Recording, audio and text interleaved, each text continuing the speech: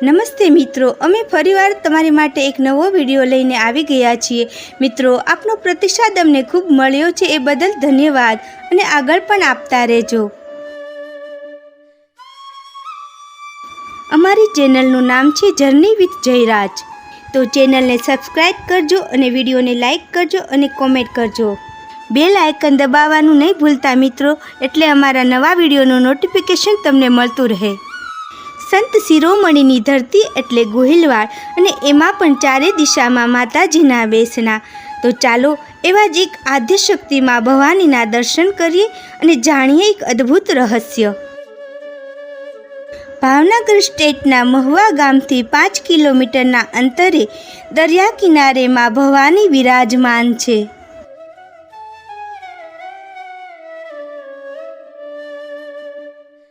મિત્રો, સૌરાષ્ટ્રનું કાશ્મીર એટલે મહુવા પ્રાકૃતિક સૌંદર્યથી ભરપૂર ખૂબ સરસ લાગી રહ્યું છે।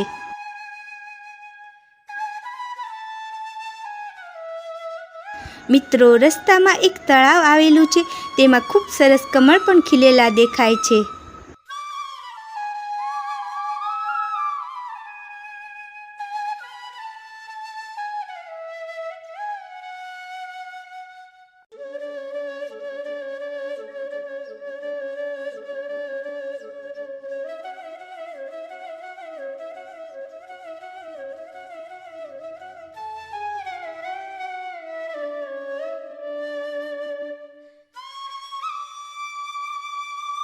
આ છે ભવાની માતાના મંદિર તરફ જવાનો મુખ્ય દ્વાર।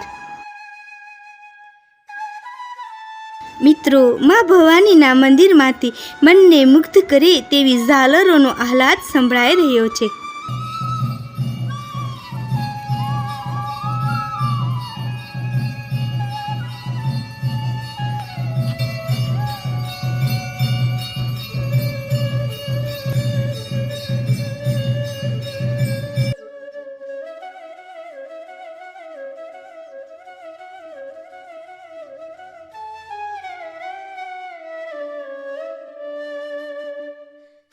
જય જય માં ભવાની।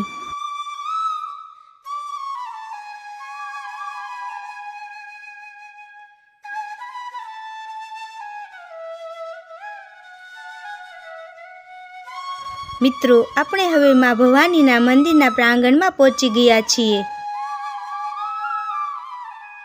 મંદિરના પરિષદમાં સિંહની એવી સરસ મજાની પ્રતિમા છે।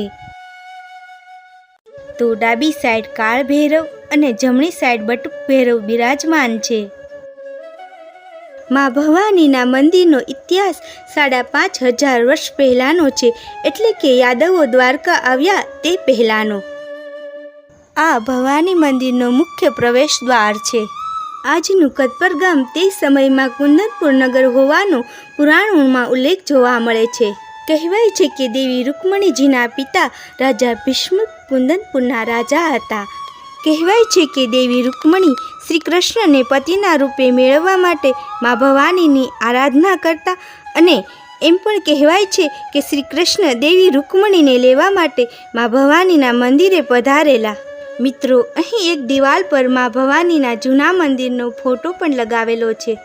ભવ્ય ઐતિહાસિક વારસો ધરાવતું આ મંદિરમાં માં ભવાની હાજરા હજુર છે। એ અષ્ટસિદ્ધિ નવનિધિની દાતા આદ્યશક્તિ માં ભવાનીને મારા કોટી કોટી વંદન। માં ભવાનીના દિવ્ય સ્વરૂપના માત્ર દર્શન કરવાથી પણ ભક્તોના દુઃખ દૂર થાય છે। કહેવાય છે કે માં ભવાની દરરોજ 3 સ્વરૂપમાં દર્શન આપે છે। સવારે બાળા સ્વરૂપે હોય છે, તો બપોરના સમયે યુવા સ્વરૂપે, તો સાંજના સમયે વૃદ્ધા સ્વરૂપે દર્શન આપે છે।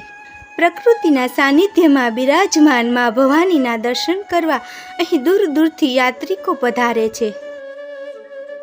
મંદિરની અંદર રાંદલમાં પણ બિરાજમાન છે। તો વિઘ્નહર્તા ગણપતિ દાદા પણ બિરાજમાન છે।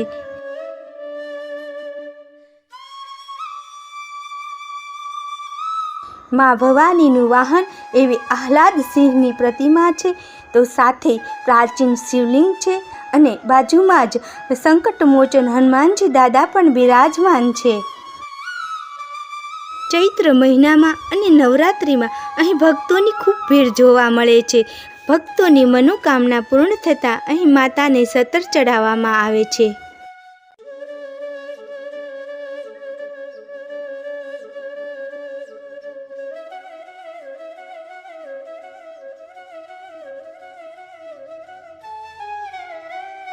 અહીં ભવાની માતાના મંદિરની બાજુમાં સરસ મજાનું એક હનુમાનજી દાદાનું મંદિર પણ છે. તો ચાલો મિત્રો ત્યાં પણ દર્શન કરીએ. જય શ્રી રામ.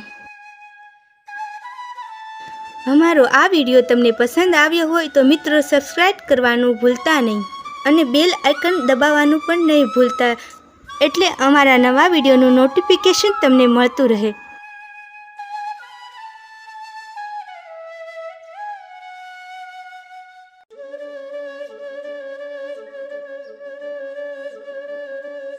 મિત્રો આપ જોઈ શકો છો અહીં યાત્રિકો માટે વિનામૂલ્યે ભોજન અને અન્નક્ષેત્રની વ્યવસ્થા છે.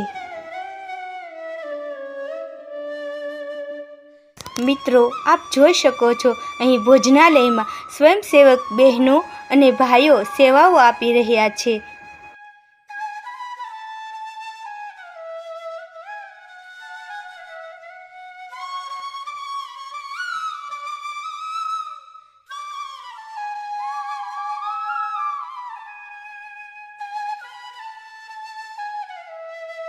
મંદિરના નીચેના ભાગમાં અરબ સાગરનો દરિયા કિનારો છે. દરિયાની મોજ પોતાની મસ્તીમાં ખૂબ ઝૂમી રહી હોય એવું લાગે છે. કુદરતી સૌંદર્યથી ભરપૂર ખૂબ સરસ નજારો દૃશ્યમાન થાય છે.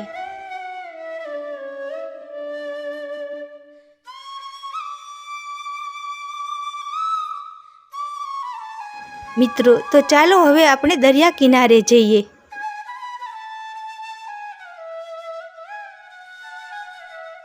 दरियानी उछलती मौजों जोईने मने कंईक याद आवे छे मित्रों.